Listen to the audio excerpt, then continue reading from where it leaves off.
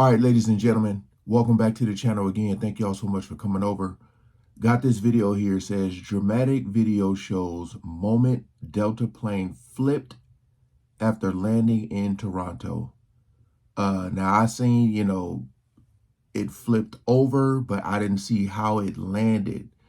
Now, it gets very sketchy here on YouTube, so I don't believe I'm going to be able to show the video of it actually happening, but because a lot of times your videos can get taken down. I'm gonna just say that. So I might have to block that part out.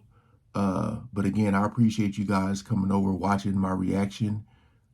Yeah, we ain't gonna waste no more time. Let's jump right into it. We're now seeing new video given to investigators that shows the moments the Delta plane flipped over after a fiery landing. This video is being reviewed by authorities. 3 people we know were critically injured, but remarkably, most of the 80 passengers on board managed to walk away with no injuries. ABC's Rena Roy is in. Okay, so the video I seen, it didn't show any fire. Even after it was flipped over, you just seen them spraying it down, but I didn't actually see the fire. I just had mentioned in the video, like, it's flipped upside down. And you're just imagine you're sitting in this seat upside down because you still got your seatbelt on. And next thing you know, you're being rushed out. Boy. It's even crazier than I thought. Man. Toronto, and transportation reporter Sam Sweeney is in Washington, D.C. Thank you both for being here. Rena, I want to start with you. We know this is early in the investigation, but what are some of the things investigators are looking at right now? Well, Stephanie, we will be hearing from the president and CEO of Toronto Pearson here in just a couple of minutes. We're expecting a press conference there right behind us. You can see the podium is set up. They're expected to give an update on the investigation here. Of course, as you said, it is really early in the investigation, so no cause has been revealed. That could take months to come out. But we know that the NTSB is on the ground here assisting Canadian officials as they work to figure out why the plane landed as hard as it did. And we just saw that video. It's just stunning. You see how quickly it happens. The plane lands, it bursts into flames, and then it tumbles over. Again, no cause has been revealed. We're waiting to hear an update. Stephanie? Yeah, that video is just remarkable. I can only imagine the folks that were on that plane, just how frightening that moment was, that fiery landing, and then all of a sudden it just flips over. Remarkably, as we've noted, 80 passengers were on that plane. They were all able to make it out. Rena, what more do you know about those that were injured?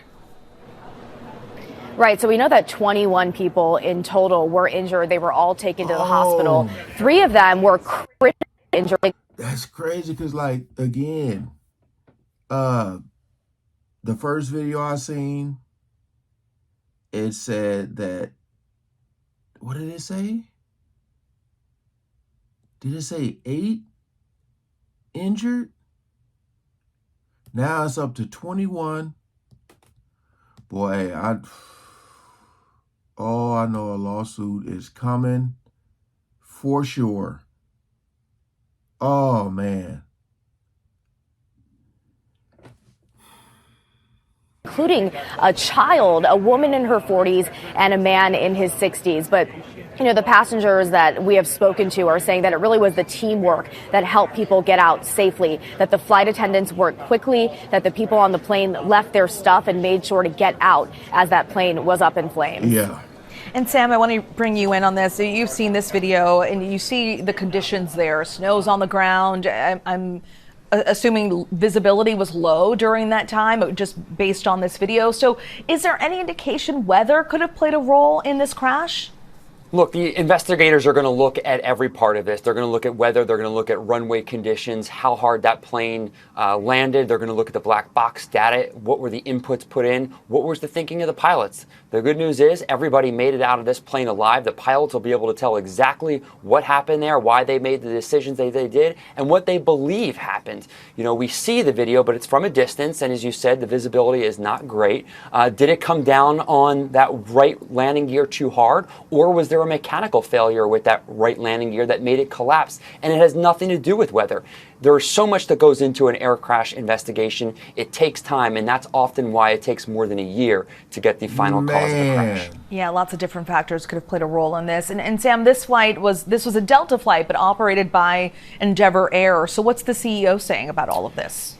Endeavor Air is a wholly owned subsidiary of Delta, operating Delta Connection flights, those smaller regional flights. They are working with the CARE team along with Delta Airlines, their parent company, to get these specially trained employees into Toronto to give any sort of assistance that the passengers or the crew on board may need. That being hotel rooms, food, clothing, anything that they need to get through the next couple of days, weeks, or even months. They'll need that support. Sam, thank you so much. Rena, thank you. We'll check in with you once that press briefing gets started.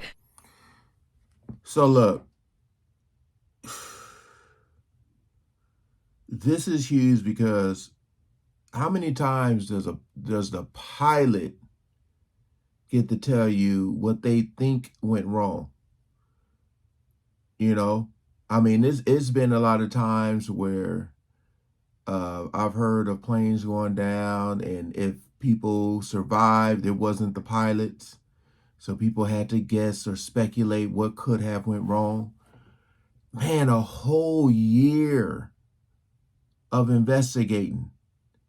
You know, because I was looking and I was like, it looks super snowy, slippery, icy out there, man. You know, like, you know how you go to a lake with a lake that gets frozen or whatever, or if you go somewhere to a skating, you know, where people play hockey or ice skate, and you got the wrong shoes on, like you got on some tennis shoes or something, and you know how like extremely slippery it get. That's how I feel like the wheel was hitting that ice. It did seem like it came in there a little hard too. I don't know. But again, man, just seeing that fire, cause you know, you're on the plane. You know how we all are. You're on the plane and it's getting ready to land, and you know that impact when it first hits, and then it's like boom, and then you go into that smooth, loud. It'd be kind of loud, but kind of smooth. No, actually a little rough.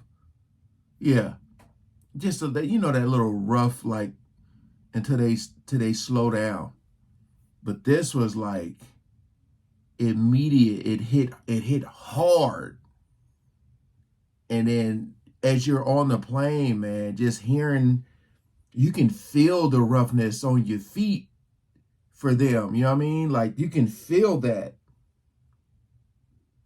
Then to just like flip over, oh man.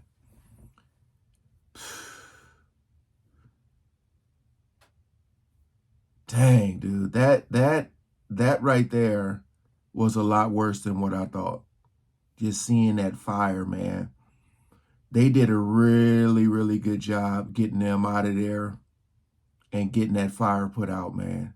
Shout out to all the people involved, and hoping for a speedy recovery for everyone injured. But boy,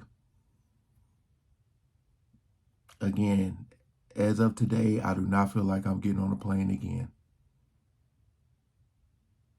There's nothing that important for me to be flying in my personal life. All right. Appreciate you guys coming over. I'll once another update come out, I will continue to check it out. Peace out.